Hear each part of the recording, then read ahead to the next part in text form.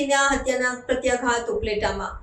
ઉપલેટા સમસ્ત સિંધી સમાજ દ્વારા મૃતક વિદ્યાર્થી નયન સંતવાણીને ન્યાય અપાવવા મામલતદારને આવેદનપત્ર આપ્યું।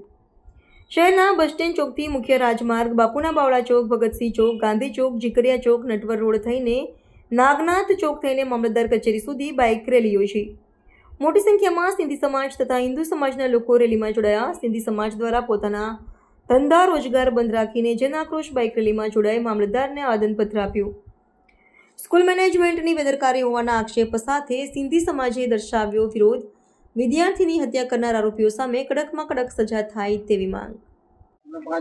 ગઈ 19 તારીખે અમદાવાદની 7th ડે ઇન્ટરનેશનલ સ્કૂલની અંદર એક જઘન્ય બનાવ બની ગયો। 16 વર્ષનો એક હિન્દુ યુવાન નયન અંતાણી એની ઉપર વિધર્મી દ્વારા છરીઓથી હુમલો કરવામાં આવ્યો। સ્કૂલના કેમ્પસની અંદર આ નિર્દોષ વિદ્યાર્થીનું મૃત્યુ થયું। સમગ્ર સિંધી સમાજ ઉપલેટા અને સમગ્ર હિન્દુ સમાજ ઉપલેટા અને સમગ્ર હિન્દુ સમાજ ગુજરાત આ ઘટનાને સખતના સખત શબ્દોમાં વખોડી કાઢે છે। અમે આજે મામલતદાર ઓફિસે આ દીકરાને ન્યાયની માગણી કરવા માટે આવ્યા છીએ। આ દીકરો 16 વર્ષનો છે અને હત્યા કરનાર પણ 16 વર્ષનો છે। 16 વર્ષનો નાનો છોકરો જો હત્યા કરી નાખે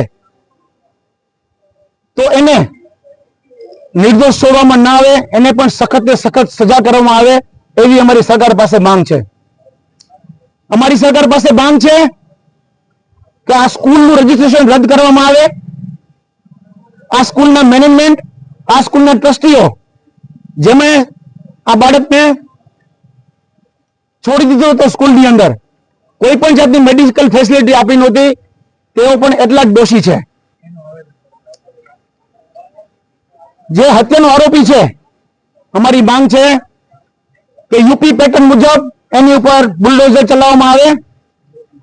આ છોકરા, આ જેને હત્યા કરી છે એની ઉપર ગુજકો અને પોસ્કો જેવી કલમો લાગવામાં આવે અને અમારી તો એ પણ માંગ છે કે આની ઉપર રાષ્ટ્રદ્રોહની પણ કલમ લગાડવામાં આવે।